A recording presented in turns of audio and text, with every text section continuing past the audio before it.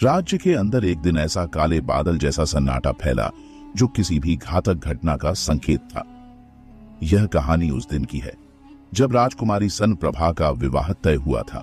सन प्रभा, जो अपनी सुंदरता, ज्ञान और साहस के लिए प्रसिद्ध थी, को राजकुमार अरुण के साथ विवाह करने के लिए चुना गया था।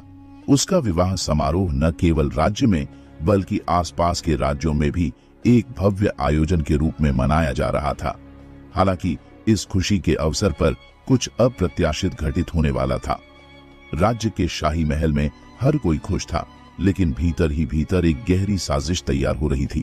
एक दानव जिसका नाम कालव्रात था, जो वर्षों से किसी अवसर का इंतजार कर रहा था, ने इस अवसर को अपने कब्जे में लेने का निर्णय लिया। राजकुमारी सन प्रभा की शादी में सारे राजकीय रिवाजों का पालन किया जा रहा था। पूरे राज्य से लोग आए थे। महल में बैंड बाजा और नृत्य का माहौल था। यह दिन राजकुमारी के जीवन का सबसे खुशी का दिन था, लेकिन उसकी आंखों में एक चिंता भी थी। शादी के दिन वह बेतहाशा भय और एक अज्ञात शक्ति का आभास महसूस कर रही थी, जैसे कुछ बुरा घटित होने वाला हो। राजकुमारी का दिल अपने राज्य की शांति और सौहार्द की खातिर शांत था, लेकिन एक गहरी आंतरिक असमंजस उसे परेशान कर रही थी। क्या यह उसकी किस्मत का एक मोड़ था? क्या उसके विवाह के साथ राज्य की खुशियां समाप्त हो जाएंगी? जैसे ही राजकुमारी सन प्रभा का विवाह संपन्न होने वाला था, अचानक से महल के बाहर एक भयंकर तूफान आ गया। चारों ओर से हवा तेज हो गई, बादल घने हो गए और अंधेरा फैलने लगा। अचानक महल के मध्य काले बादल घेरने लगे और एक भयानक दानव कालव्रात, जो अपनी भयावह शक्ति के लिए जाना जाता था, प्रकट हुआ। उसकी आंखों में आग और शरीर में संहार की लालसा थी। यह दानव अकेला था, लेकिन उसकी शक्ति इतनी विशाल थी कि महल के हर एक व्यक्ति को एक पल में निस्तेज कर सकता था। उसने अपनी शक्तियों से राजकुमारी सन प्रभा को अपने कब्जे में लिया और शादी के मंडप से उठाकर आकाश में उड़ते हुए महल से बाहर ले गया। राजकुमारी की चीखें महल के भीतर गूंज रही थीं, लेकिन कोई उसे बचा नहीं सका। दानव कालव्रात ने उसे अपने साथ लेकर दूर एक गहरी अंधेरी गुफा में छिपा लिया। इस अचानक हुए हमले से पूरा राज्य सन्न रह गया था। राजकुमारी के अचानक गायब हो जाने से राजकुमार अरुण का दिल टुकड़े टुकड़े हो गया। उसे समझ नहीं आ रहा था कि यह क्या हुआ। उसने हर दिशा में खोजबीन शुरू कर दी, लेकिन राजकुमारी का कोई सुराग नहीं मिला। अरुण को अपनी नाकामी का एहसास हो रहा था और वह जानता था कि बिना विक्रम की मदद के इस संकट से उबरना असंभव है। विक्रम, जो खुद एक महान योद्धा और बुद्धिमान शासक था, उसकी मदद की जरूरत थी। राज्य के संकट को देखकर विक्रम ने अपनी जिम्मेदारी का एहसास किया। उसे पता था कि यदि वह अब नहीं आगे आया तो पूरी पृथ्वी पर अराजकता फैल सकती है। विक्रम का दिल में एक ही संकल्प था, राजकुमारी को किसी भी हालत में दानव के कब्जे से मुक्त कराना। विक्रम ने अपनी पूरी सेना को तैनात किया, लेकिन वह जानता था कि इस प्रकार के घातक दानव से केवल सैनिक नहीं, बल्कि एक सूझबूझ और चतुर रणनीति से ही निपटा जा सकता था। विक्रम ने फैसला किया कि वह अकेले ही दानव कालव्रात का सामना करेगा। विक्रम, जो पहले ही बेताल से कई रहस्यमयी किस्सों का सामना कर चुका था, जानता था कि बेताल की सहायता से उसे कालव्रात से लड़ने की सही रणनीति मिल सकती है। बेताल, जो प्राचीन ज्ञान का स्रोत था, विक्रम को अपनी बुद्धिमत्ता और समझ से मार्गदर्शन देने के लिए तैयार था। विक्रम ने बेताल को याद किया और जल्द ही वह उस रहस्यमय वृक्ष के पास पहुंचा जहां बेताल हमेशा छिपा रहता था। विक्रम ने बेताल से सहायता की विनती की और बेताल ने उसे बताया कि दानव कालव्रात का सामना करने के लिए विक्रम को अपनी चतुराई और साहस दोनों का भरपूर उपयोग करना होगा। केवल शारीरिक शक्ति से यह दानव नहीं मारा जा सकता था। राजकुमारी सन प्रभा के गायब होने से सम्राट विक्रम के दिल में गहरी पीड़ा थी। वह जानता था कि अगर उसने समय रहते कदम नहीं उठाए तो यह संकट केवल राज्य के लिए नहीं, बल्कि संपूर्ण पृथ्वी के लिए विनाशकारी हो सकता है। विक्रम का साहस और नेतृत्व उसे हर परिस्थिति में संजीवनी की तरह काम करता था और आज भी वह इसी विश्वास से लवरेज था। वह नहीं चाहता था कि कोई भी शत्रु, चाहे वह कितना भी शक्तिशाली क्यों न हो, उसके राज्य और प्रियजनों को नुकसान पहुंचाए। विक्रम ने महल के सबसे अनुभवी सैन्य अधिकारियों को बुलाया, लेकिन उसने तुरंत फैसला किया कि सेना की शक्ति से ज्यादा महत्वपूर्ण इस दानव का रहस्यमय स्वभाव और उसकी मानसिकता को समझना है। विक्रम ने केवल अपने सैनिकों पर भरोसा नहीं किया, बल्कि अपनी बुद्धि और सूझबूझ को भी प्राथमिकता दी। अगर हमें दानव कालव्रात को हराना है तो हमें केवल शारीरिक बल नहीं, बल्कि उसकी मानसिकता को समझने की भी जरूरत होगी, विक्रम ने खुद से कहा। और यहीं से उसकी अगली यात्रा की शुरुआत होती है। विक्रम ने अपने अनुभव से यह सीखा था कि किसी भी रहस्यमय स्थिति से बाहर निकलने के लिए उसे बेताल का सहारा लेना होगा। बेताल, जो एक दिव्य और बुद्धिमान प्राणी था, हमेशा विक्रम के साथ खड़ा रहता था, खासकर ऐसे खतरनाक मोड़ों पर। विक्रम को विश्वास था कि बेताल उसकी सहायता करेगा, लेकिन इसके लिए उसे बेताल के साथ एक गहरे संवाद की आवश्यकता थी। विक्रम उस पुराने बरगद के पेड़ के पास पहुंचा जहां बेताल को पकड़ा जाता था। यह पेड़ एक रहस्यमय स्थान था और विक्रम जानता था कि यहां बेताल का इंतजार हो रहा होगा। जैसे ही वह पेड़ के पास पहुंचा, अचानक हवा के झोंके तेज होने लगे और पेड़ की शाखाएं हिलने लगीं। विक्रम को यह संकेत मिला कि बेताल अब तैयार था। बेताल अचानक से प्रकट हुआ और विक्रम के सामने खड़ा हो गया। उसकी आंखों में अपार ज्ञान और रहस्यमय शक्ति थी। बेताल का चेहरा गंभीर था, लेकिन उसकी आवाज में गहरी समझ और सूझबूझ का एहसास था। विक्रम ने बेताल से कहा, दानव कालव्रात ने हमारी राजकुमारी को पकड़ लिया है। केवल तुम्हारी मदद से हम उसे बचा सकते हैं। कृपया मुझे वह ज्ञान दो जिससे मैं इस बुरे समय का सामना कर सकूं। बेताल हंसते हुए बोला, विक्रम, तुम्हारे साहस और हिम्मत की मैं हमेशा सराहना करता हूं, लेकिन तुम्हारी शक्ति सिर्फ शारीरिक नहीं, बल्कि मानसिक और रणनीतिक भी होनी चाहिए। कालव्रात कोई सामान्य दानव नहीं है, उसकी शक्ति अपार है और वह कोई साधारण प्राणी नहीं है। तुम्हें उसे हराने के लिए उसकी मानसिक स्थिति और कमजोरियों को समझना होगा। विक्रम ने सिर झुकाकर बेताल की बातों को गंभीरता से सुना और फिर कहा, तुम सही कह रहे हो बेताल, मैं जानता हूं कि यह लड़ाई सामान्य नहीं होगी। मुझे बताओ कैसे हम इस दानव को पराजित कर सकते हैं। बेताल ने विक्रम को एक प्राचीन और गुप्त मंत्र का अभ्यास कराया। यह मंत्र कालव्रात की शक्ति को कमजोर करने में सहायक था, लेकिन इसके लिए विक्रम को एक विशेष स्थिति में कालव्रात का सामना करना होगा। बेताल ने विक्रम को समझाया कि दानव की सबसे बड़ी कमजोरी उसकी अत्यधिक घमंड और अहंकार है। विक्रम, जब तुम कालव्रात के सामने पहुंचोगे तो तुम्हें उसकी तानाशाही और घमंड को चैलेंज करना होगा। यही उसकी सबसे बड़ी कमजोरी है, बेताल ने कहा। विक्रम ने गहरी नजरों से बेताल की ओर देखा और फिर मन ही मन अपने साहस को मजबूत किया। वह जानता था कि यह केवल एक युद्ध नहीं, बल्कि एक मानसिक लड़ाई भी होगी। उसे अपनी बुद्धि और शक्ति दोनों का सही प्रयोग करना था। विक्रम अब तैयार था। वह और बेताल मिलकर दानव कालव्रात की गुफा तक पहुंचे। ये गुफा डर और भय का प्रतीक थी और विक्रम के दिल में एक हल्का सा डर था, लेकिन उसने अपनी चिंता को पूरी तरह से नियंत्रित किया। अगर मुझे राजकुमारी को बचाना है तो मुझे अपनी सबसे बड़ी चुनौती का सामना करना होगा, विक्रम ने खुद से कहा।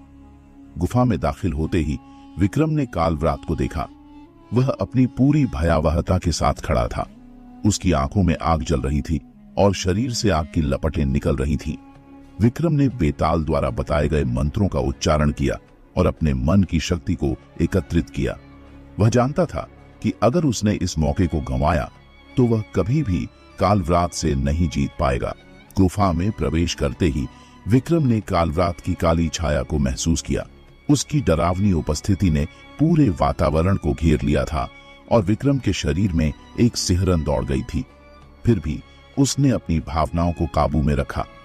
यह लड़ाई केवल शारीरिक नहीं थी, मानसिक भी थी। उसे अपने भीतर की शक्ति और साहस को एकत्रित करना था। तुम कौन हो? कालव्रात ने विक्रम को देखा। उसकी आंखों में घृणा और क्रूरता का भाव था। उसकी आवाज में गहरी धमकी थी। मैं विक्रम हूं, इस राज्य का रक्षक, विक्रम ने सिर ऊंचा करके जवाब दिया। तुमने राजकुमारी सनप्रभा को उठाकर हमारे राज्य और उसके परिवार को संकट में डाला है। मैं तुम्हारा सामना करने आया हूं। तुमने तो गलती कर दी विक्रम, कालव्रात हंसा। तुम जैसे मनुष्य मेरी शक्ति का क्या मुकाबला कर सकते हो? मैं तुम्हारे जैसे हजारों योद्धाओं को समाप्त कर चुका हूं। तुम्हारी भयंकर लड़ाई का कोई मतलब नहीं है। तुम्हारे सारे प्रयास व्यर्थ जाएंगे। विक्रम ने एक गहरी सांस ली और बेताल के सिखाए हुए मंत्रों का उच्चारण किया। उसने अपने मन की शक्ति को एकत्रित करते हुए सोचा, यह दानव केवल शारीरिक रूप से नहीं, मानसिक रूप से भी मुझे चुनौती दे रहा है। मुझे उसकी कमजोरियों का पता लगाना होगा। कालव्रात की आंखों में आक्रोश था और वह विक्रम पर हमला करने के लिए तैयार हो गया। अचानक वह विक्रम की ओर बढ़ा और अपनी भयानक ताकत से हमला किया। विक्रम ने तुरंत अपने कौशल का प्रयोग किया और एक तेज झटका दिया, जिससे कालव्रात थोड़ा पीछे हट गया। लेकिन दानव फिर से उसकी ओर झपटा और विक्रम को एक भयंकर घूंसा मारा। विक्रम का शरीर एक झटका महसूस कर गिरने ही वाला था, लेकिन उसने खुद को संभाल लिया और तत्काल उठ खड़ा हुआ। तुम जितना चाहो ताकत का प्रयोग कर सकते हो कालव्रात, लेकिन तुम्हारी ताकत केवल शारीरिक है। मैं तुम्हारी मानसिकता से लड़ूंगा। मुझे तो उस चीज की तलाश है जो तुम्हारे भीतर डर और घमंड के कारण है। विक्रम ने ठान लिया कि वह कालव्रात को केवल शारीरिक युद्ध से नहीं, बल्कि उसके मन की कमजोरियों से हराएगा। विक्रम जानता था कि सिर्फ ताकत से दानव को हराना असंभव था, इसलिए उसने कालव्रात को मानसिक रूप से चुनौती देना शुरू किया। विक्रम ने कालव्रात से कहा, तुम चाहते हो कि मैं डरूं और भाग जाऊं, लेकिन मैं डरने वाला नहीं हूं। तुम जितना चाहे अपनी ताकत का इस्तेमाल करो, मगर तुम हमेशा अकेले रहोगे। तुम्हारी अकेली ताकत कभी तुम्हें शांति नहीं दे पाएगी। कालव्रात की आंखों में गुस्सा और घृणा और गहरी हो गई। उसने विक्रम को चुनौती दी, क्या तुम जानते हो कि मैं इस दुनिया का सबसे ताकतवर दानव हूं? मुझे कुछ भी छीनने से रोकने का कोई तरीका नहीं है। मुझे कोई हरा नहीं सकता। विक्रम ने उत्तर दिया, तुम अपनी ताकत पर घमंड करते हो, लेकिन यह तुमने भूल किया कि तुम्हारी शक्ति तुम्हारे भीतर से नहीं, बल्कि तुम्हारे घमंड और अहंकार से उत्पन्न होती है। तुम्हारा अहंकार ही तुम्हारी सबसे बड़ी कमजोरी है। इन शब्दों ने कालव्रात को हिलाकर रख दिया। वह अब विक्रम से सचमुच डरने लगा था, क्योंकि विक्रम ने उसकी सबसे बड़ी कमजोरी को पहचान लिया था। विक्रम ने मानसिक रणनीतियों के साथ उसे हराने का पहला कदम उठाया। एक पल के लिए कालव्रात की आंखों में डर और आत्मग्लानि का हल्का सा आभास हुआ। उसने विक्रम को घूरते हुए कहा, तुम मेरी कमजोरी को पहचानने में सफल हो गए हो, लेकिन तुम यह भूल गए हो कि घमंड और अहंकार मेरी शक्ति का हिस्सा है। मैं तुमसे लड़ने के लिए तैयार हूं। विक्रम ने उसकी प्रतिक्रिया को शांत और आत्मविश्वास से लिया। उसने फिर से बेताल द्वारा सिखाए गए मंत्रों का उच्चारण किया और एक गहरी आंतरिक शक्ति महसूस की। उसकी सोच अब पूरी तरह से स्पष्ट थी और उसने जाना कि कालव्रात को केवल शक्ति से नहीं, बल्कि उसकी आंतरिक मानसिक स्थिति से हराना है। तुम्हारे घमंड को तुम खुद ही खत्म करोगे कालव्रात। मैं तुम्हें यह सिखा दूंगा कि असली शक्ति तुम्हारी आंतरिक शांति और नकारात्मकता से ऊपर है। विक्रम ने अपने कदम और मजबूत किए। विक्रम और कालव्रात के बीच युद्ध और मानसिक लड़ाई अब अपने चरम पर थी। अब विक्रम को पूरी तरह से अपनी रणनीति और मानसिक शक्ति का उपयोग करना था। क्या विक्रम अपनी सूझबूझ और साहस के बल पर कालव्रात को हरा पाएगा? विक्रम और कालव्रात के बीच अब सिर्फ एक भयंकर शारीरिक संघर्ष नहीं रह गया था। अब यह लड़ाई मानसिक, शारीरिक और भावनात्मक संघर्ष का संगम बन चुकी थी। विक्रम ने महसूस किया कि उसे कालव्रात की शक्ति को नहीं, बल्कि उसकी मानसिक स्थिति को पूरी तरह से समझना होगा। कालव्रात अब विक्रम के सामने खड़ा था, अपनी पूरी शक्ति से ललकारते हुए। लेकिन विक्रम ने एक गहरी सांस ली और अपने मन को पूरी तरह शांत किया। उसकी आंखों में दृढ़ता और आत्मविश्वास था। उसकी सोच स्पष्ट थी और वह जानता था कि इस लड़ाई में अगर वह सिर्फ अपनी शक्ति पर भरोसा करेगा तो वह हार जाएगा। उसे उस दानव के मानसिक झंझावात को पार करना था। तुम क्या समझते हो विक्रम? कालव्रात ने गुस्से में आकर कहा, तुम मुझे अपनी सोच से नहीं हरा सकते। मैं तुम्हारी सारी उम्मीदों को नष्ट कर दूंगा। मैं तुमसे शारीरिक रूप से ताकतवर हूं। तुम केवल अपनी शक्ति पर विश्वास करते हो, विक्रम ने शांत स्वर में कहा। लेकिन ताकत सिर्फ शरीर में नहीं, दिमाग में भी होती है, और तुमने अपनी मानसिक शक्ति को कभी सही दिशा में नहीं लगाया। विक्रम ने अपनी पूरी शक्ति को केंद्रित करते हुए कहा, तुमने जो गलती की है वह यह है कि तुमने कभी अपने भीतर की कमजोरी को नहीं पहचाना। मैं तुम्हें वह दिखा सकता हूं। कालव्रात ने विक्रम की बातों को नकारते हुए एक भयंकर शोर मचाया और विक्रम की ओर बढ़ा। लेकिन विक्रम ने अपने पूरे शरीर में संकल्प और साहस भरते हुए अपनी पूरी ताकत से दानव की ओर बढ़ते हुए कहा, तुम्हारी शक्तियां अब तुम्हारे लिए फंसी हुई हैं कालव्रात। तुम्हारा अहंकार ही तुम्हारी हार का कारण बनेगा। तुमसे जो कुछ भी छिन जाएगा वह तुम्हारे भीतर की नफरत और घमंड की वजह से होगा। कालव्रात ने विक्रम की ओर अपना पूरा ध्यान केंद्रित किया और हमला कर दिया। विक्रम ने अपने कदमों को मजबूत करते हुए हमला झेला, लेकिन विक्रम के अंदर एक ऐसी शक्ति जागी जो उसे अजेय बना देती थी। उसकी आंखों में एक विश्वास था कि वह इस लड़ाई में केवल अपनी शारीरिक शक्ति से नहीं, बल्कि अपनी मानसिक ताकत से भी विजय प्राप्त करेगा। तुम्हारी शक्ति तुम्हारी मानसिकता से कमजोर है। विक्रम ने एक पल को कालव्रात के चेहरे पर उसकी चिंता और अविश्वास देखा। तुम डर रहे हो कालव्रात, तुम सिर्फ ताकत से लड़ रहे हो, पर मैं तुम्हारे डर को समझ रहा हूं। विक्रम की बातों ने कालव्रात के मन में हलचल मचा दी। उसने विक्रम पर हमला करने की पूरी कोशिश की, लेकिन विक्रम ने उसकी सारी ताकत को चकमा देते हुए उसे कुछ कदम पीछे धकेल दिया। अब विक्रम ने अपनी चुप्पी तोड़ी और कहा, तुम क्यों लड़ रहे हो कालव्रात? तुम सिर्फ एक नकारात्मक भावना से बने हो जो तुम्हें इस दुनिया में अकेला और असहाय बना देता है। कालव्रात अब विक्रम की ओर पूरी तरह से ध्यान केंद्रित करने लगा था। उसने विक्रम के शब्दों को गहरे से सोचा और महसूस किया कि उसकी अंदर की नकारात्मकता उसे अब कमजोर बना चुकी है। उसकी क्रूरता और घमंड ही उसकी असली कमजोरी थी। विक्रम के शब्दों ने उसकी आत्मा तक को झकझोर दिया था। अब कालव्रात को एहसास हो चुका था कि वह विक्रम से शारीरिक रूप से नहीं, बल्कि मानसिक रूप से हार चुका था। विक्रम की सूझबूझ और साहस ने उसे समझा दिया कि असली शक्ति केवल शरीर में नहीं, बल्कि आंतरिक शांति और सकारात्मकता में होती है। तुम सही हो विक्रम, कालव्रात ने धीरे से कहा। मेरे भीतर जो घमंड था वही मेरी असली कमजोरी बन गया। अब मैं समझ गया हूं कि ताकत केवल बाहरी नहीं, भीतर से आती है। तुम्हारी शक्ति अब मुझे पार कर चुकी है। विक्रम ने मुस्कुराते हुए कहा, यह लड़ाई केवल तुम्हारी नहीं, हम सभी की है। हमें कभी अपनी कमजोरियों को छुपाना नहीं चाहिए, बल्कि उन्हें पहचान कर उन्हें दूर करना चाहिए। विक्रम ने अपनी पूरी मानसिक शक्ति से कालव्रात को न केवल परास्त किया, बल्कि उसे आत्मबोध कराया कि शक्ति और शांति का संबंध मानसिकता से है। कालव्रात ने विक्रम की विजय को स्वीकार किया और राजकुमारी सन प्रभा को उसे सौंप दिया। विक्रम ने राजकुमारी को सुरक्षित रूप से उसके परिवार तक पहुंचाया और राज्य में शांति स्थापित की। विक्रम ने कालव्रात को परास्त कर दिया था, लेकिन यह विजय सिर्फ शारीरिक नहीं थी, यह उसकी बुद्धि और मानसिकता की विजय थी। विक्रम ने कालव्रात को यह समझाया था कि शक्ति सिर्फ बाहरी रूप में नहीं, बल्कि मानसिक बल में भी होती है। जैसे ही विक्रम ने कालव्रात से जीत हासिल की, एक अजीब शांति का माहौल बन गया। कालव्रात ने अपनी हार को स्वीकार किया, लेकिन वह अभी भी मानसिक रूप से झंझोरित था। उसके दिल में विक्रम की बातें गूंज रही थीं, जिनमें उसने उसे अपनी असल कमजोरी को पहचानने की बात कही थी। विक्रम ने देखा कि कालव्रात का अहंकार अब धीरे धीरे टूट रहा था और वह अपनी गलतियों को समझने लगा था। विक्रम, तुम सही थे। मैंने कभी अपने भीतर की नकारात्मकता को पहचानने की कोशिश नहीं की। मेरा अहंकार ही मेरी सबसे बड़ी कमजोरी था, कालव्रात ने विक्रम से कहा। उसकी आवाज में पछतावा था। विक्रम ने उसे एक गहरी दृष्टि से देखा और कहा, यह सच्चाई है कि हम में से कोई भी अकेला अपनी शक्ति से महान नहीं बन सकता। हमें अपनी कमजोरी को स्वीकार करने और उसे दूर करने की कला सीखनी चाहिए। कालव्रात ने सिर झुकाया, मानो उसे विक्रम की बातों का आभास हो गया था। लेकिन इस दौरान विक्रम ने अपनी पूरी ताकत का एहसास करते हुए अपनी स्थिति को और भी मजबूत किया। अब विक्रम ने राजकुमारी सन प्रभा की ओर रुख किया। वह राजा की बेटी थी और अब उसकी सुरक्षा विक्रम की जिम्मेदारी बन चुकी थी।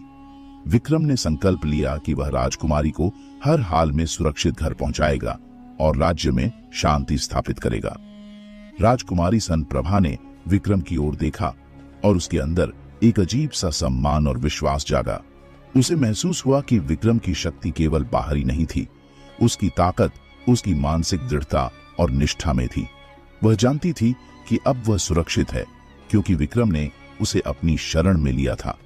विक्रम ने कहा, राजकुमारी, अब आप सुरक्षित हैं। मैं आपको आपके राज्य वापस पहुंचाऊंगा और यहां जो हुआ वह कभी नहीं दोहराया जाएगा। राजकुमारी ने उसके शब्दों को सुना और उसकी आंखों में विश्वास की चमक दिखाई।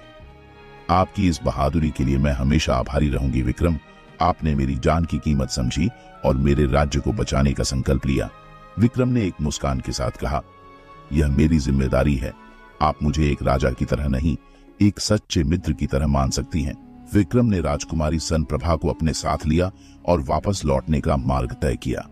रास्ते में विक्रम और राजकुमारी के बीच गहरी बातचीत हुई।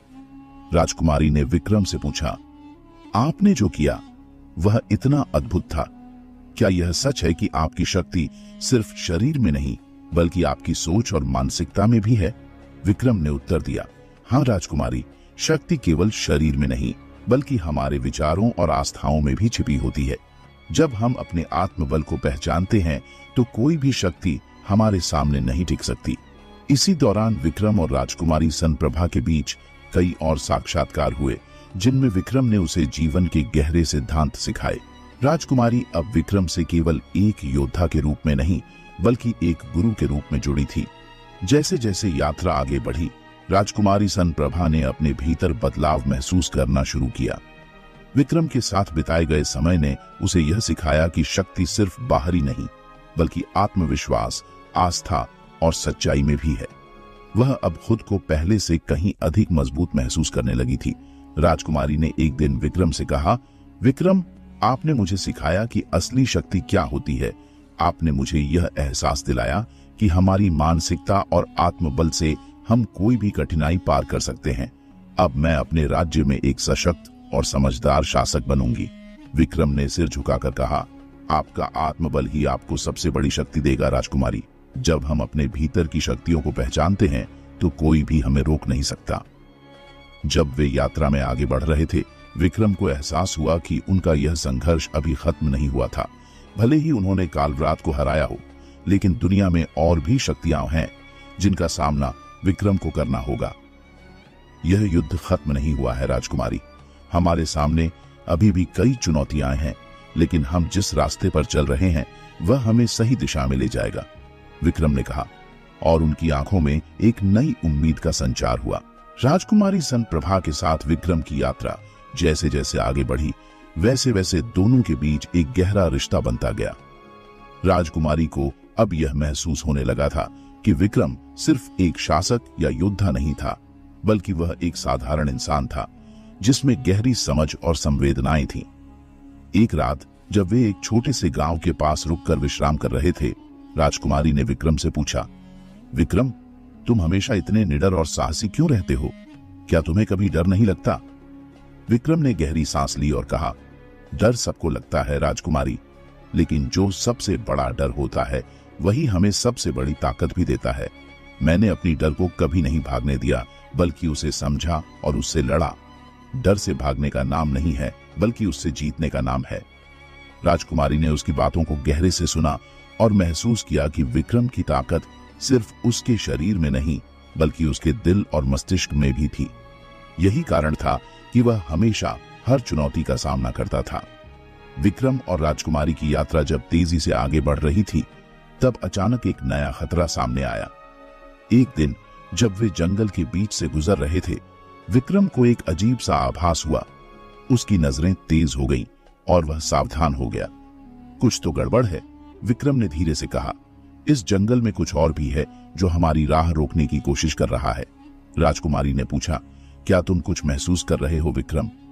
विक्रम ने सिर झुकाकर कहा, यह वह जगह है जहां कालरात ने मुझे चुनौती दी थी। लगता है उसने अपनी हार से कुछ और साजिश तैयार की है। हमें सतर्क रहना होगा। जैसे ही विक्रम ने यह कहा, अचानक चारों ओर से दानवों के दल ने उन्हें घेर लिया। यह वही दानव थे जिन्होंने पहले विक्रम को डराने की कोशिश की थी, और अब वे विक्रम की जीत का बदला लेने के लिए तैयार थे। दानवों ने विक्रम और राजकुमारी को घेर लिया था और उनकी आंखों में अजीब सी चमक थी। वे विक्रम से बदला लेना चाहते थे और उनकी ताकत का अहंकार अब भड़क चुका था। एक दानव ने विक्रम से कहा, तुम हमें हराकर बच गए थे, लेकिन अब हम तुम्हें और तुम्हारी राजकुमारी को हर हाल में हराएंगे। हमसे बचने की कोशिश मत करना। विक्रम ने अपनी तलवार की धारा पर ध्यान केंद्रित करते हुए कहा, तुम लोग समझ नहीं पाते कि मेरी ताकत केवल शारीरिक नहीं, मानसिक भी है। मैं तुम्हारे डर और अहंकार को खत्म करने के लिए यहाँ हूँ। फिर एक अजीब सी लड़ाई शुरू हो गई। विक्रम ने अपनी पूरी शक्ति और बुद्धि से दानवों से लोहा लिया। वह हर दानव को एक एक करके परास्त कर रहा था, लेकिन उसने महसूस किया कि इन दानवों के पीछे कोई बड़ी शक्ति है। विक्रम को अब यह समझने में देर नहीं लगी कि कालव्रात ने अपनी हार का बदला लेने के लिए इन दानवों को भेजा था। राजकुमारी सनप्रभा ने विक्रम की लड़ाई को देखा और उसे एक नई उम्मीद मिली। उसने भी अपना साहस बढ़ाया और विक्रम का साथ देने का निश्चय किया। वह जानती थी कि विक्रम अकेला इस युद्ध को जीत नहीं सकता था, लेकिन यदि वे एक साथ मिलकर लड़ें तो कोई भी शक्ति उनका सामना नहीं कर सकती। वह तुरंत विक्रम के पास गई और बोली, विक्रम, मुझे भी अपनी ताकत दिखाने का समय आ गया है, मैं तुम्हारा साथ दूंगी। विक्रम ने उसे देखा और कहा, तुमसे ज्यादा साहसिक कोई नहीं हो सकता राजकुमारी, लेकिन ध्यान रखना, यह लड़ाई हमारी नहीं, दुनिया की अच्छाई की है। फिर दोनों ने मिलकर दानवों का सामना किया और विक्रम की मानसिकता और राजकुमारी का साहस मिलकर दानवों को परास्त करने में सफल हुआ। जब विक्रम ने दानवों को हराया तो वह जानता था कि उसकी असली चुनौती अब शुरू होने वाली थी। एक अंधेरे कोने से कालव्रात की हंसी सुनाई दी और विक्रम को महसूस हुआ कि अब उसे अपने सबसे बड़े डर का सामना करना था। कालव्रात अपनी असल शक्ति के साथ सामने आने वाला था। तुमने मेरी पराजय को स्वीकार किया विक्रम, अब मैं तुम्हें एक और चुनौती दूंगा। कालव्रात की आवाज गूंज रही थी। विक्रम ने अपनी पूरी ताकत जुटाते हुए कहा, अगर तुम समझते हो कि इस बार तुम्हारा अहंकार मुझे हरा सकेगा तो तुम गलत हो। मैं तुम्हें हरा कर ही रहूंगा, क्योंकि मुझे अपनी आत्मा की ताकत पर विश्वास है। दानवों को हराकर विक्रम और राजकुमारी सनप्रभा ने सोचा कि वे अब अपने मिशन में सफलता के करीब पहुंच चुके हैं। लेकिन जैसे ही उन्होंने जंगल की गहरी घाटी पार की, एक और भयावह दृश्य सामने आया। कालव्रात की गहरी आवाज सुनाई दी और विक्रम ने महसूस किया कि यह उनकी यात्रा का सबसे कठिन चरण होने वाला था। विक्रम ने तलवार को कसते हुए कहा, आज इस रात का अंत होगा कालव्रात। राजकुमारी सनप्रभा ने उसकी बातों को सुना और बोली, विक्रम, तुम्हें डरने की जरूरत नहीं है, हम साथ हैं और जब तक हम एक दूसरे का साथ देंगे कोई भी शक्ति हमें हरा नहीं सकती। विक्रम ने राजकुमारी की बातें सुनी और उसकी आंखों में एक नई उम्मीद जल उठी। वह जानता था कि यह अकेला युद्ध नहीं था, यह एक ऐसा युद्ध था जो न सिर्फ उसकी व्यक्तिगत लड़ाई थी, बल्कि यह पूरे समाज, सत्य और अच्छाई की जीत के लिए था। फिर अचानक एक अंधेरे कोने से कालव्रात की आवाज गूंज उठी, तुमने मेरा सामना किया विक्रम, और अब तुम्हें मेरी असली शक्ति का एहसास होगा। अचानक एक धुआं छाया और विक्रम और राजकुमारी ने देखा कि कालव्रात अब पूरी तरह से प्रकट हो चुका था। उसका रूप इतना भयावह था कि उसकी मौजूदगी से ही हवा में सिहरन आ गई थी। विक्रम ने उसे देखा और कहा, तुम्हारी भयंकरता मुझे नहीं डरा सकती। मैं सिर्फ एक राजा नहीं, एक योद्धा हूं। तुम मेरी आत्मा की शक्ति से कभी जीत नहीं सकते। कालव्रात हंसी के साथ बोला, तुम कितना भी साहस दिखाओ विक्रम, मेरी शक्ति को पराजित करने की तुम्हारी कोई भी कोशिश व्यर्थ होगी। अब दोनों के बीच एक ऐसा संघर्ष शुरू हुआ जिसे देखना बहुत ही भयावह था। कालव्रात ने अपनी पूरी शक्ति का इस्तेमाल किया, लेकिन विक्रम ने अपने साहस और आत्मबल से हर बार उसका सामना किया। राजकुमारी सनप्रभा ने महसूस किया कि विक्रम अकेले इस ताकतवर शत्रु से लड़ नहीं सकता। उसने विक्रम की मदद करने का निश्चय किया और अपने जादुई ज्ञान का इस्तेमाल करते हुए कालव्रात की कमजोरियों को जानने की कोशिश की। राजकुमारी ने विक्रम से कहा, विक्रम, तुम पहले ही बहुत कुछ सह चुके हो, लेकिन अब हमें एक साथ मिलकर काम करना होगा। मैं तुम्हारी मदद करूंगी ताकि कालव्रात की असली शक्ति का मुकाबला कर सकें। विक्रम ने उसकी बात मानी और दोनों ने मिलकर कालव्रात के कमजोर हिस्से पर हमला करना शुरू किया। अब विक्रम और राजकुमारी का साहस और एकजुटता कालव्रात की शक्ति को तोड़ने में कामयाब हो रही थी। धीरे धीरे कालव्रात की शक्ति कमजोर होने लगी और वह समझ गया कि विक्रम और राजकुमारी का संकल्प बहुत मजबूत था। जैसे जैसे वह कमजोर होता गया, उसकी आवाज भी धीमी होती गई। आखिरकार विक्रम ने अपनी तलवार को उठाया और कहा, अब तुम हार चुके हो कालव्रात, तुम्हारी सभी साजिशें अब खत्म हो चुकी हैं। तुमने जो किया उसकी सजा अब तुम्हें मिलेगी। विक्रम ने एक अंतिम प्रहार किया और कालव्रात को पराजित कर दिया। जैसे ही कालव्रात गिरा, उसका रूप धीरे धीरे धुंधला हो गया और वह अस्तित्व से मिट गया। राजकुमारी सनप्रभा ने विक्रम की ओर देखा और कहा, तुमने इसे कर दिखाया विक्रम। अब हम इस धरणी पर अंधकार को समाप्त कर सकते हैं और उजाले की ओर बढ़ सकते हैं। विक्रम ने मुस्कुराते हुए कहा, हमारे भीतर जो शक्ति है वही हमें अंधकार से प्रकाश की ओर ले जाती है। जब हम सही रास्ते पर होते हैं तो कोई भी शक्ति हमारी राह में नहीं आ सकती। इस विजय के साथ विक्रम और राजकुमारी सनप्रभा ने अंधकार से उजाले की ओर कदम बढ़ाया। उन्होंने तय किया कि अब उनका उद्देश्य सिर्फ अपनी पूरी दुनिया को शांति और सुख शांति से भरना होगा। तो दोस्तों, विक्रम बेताल की यह रहस्यमयी और रोमांचक कहानी अब खत्म होती है, लेकिन इसके साथ ही एक नई शुरुआत होती है। इस कहानी ने हमें यह सिखाया कि जब हम सच्चे विश्वास और साहस के साथ अपने रास्ते पर चलते हैं तो कोई भी चुनौती हमें डिगा नहीं सकती। विक्रम की तरह हमें भी अपने भीतर की शक्ति को पहचानना चाहिए और जीवन के हर संघर्ष का सामना करना चाहिए। अगर आपको यह कहानी पसंद आई हो और आप और भी रोमांचक, प्रेरणादायक और ऐतिहासिक कहानियां सुनना चाहते हैं तो हमारे चैनल पौराणिक इतिहास को सब्सक्राइब करें। हमारे चैनल पर आपको मिलेंगी ऐसी अनगिनत कहानियां जो न केवल आपको मनोरंजन प्रदान करेंगी बल्कि जीवन को जीने का सही रास्ता भी दिखाएंगी। तो देर मत कीजिए, अभी सब्सक्राइब करें और बेल आइकन दबाना न भूलें ताकि आपको हमारे हर नए वीडियो की सूचना मिल सके। आपका साथ हमारे लिए अमूल्य है। साथ चलें इस अद्भुत यात्रा पर जहां हम साथ में पुरानी कहानियां फिर से जीवित करेंगे। पौराणिक इतिहास, जहां हर कहानी है एक अनकहा सच। अब जुड़ें हमारे साथ और अपना ज्ञानवर्धन करें।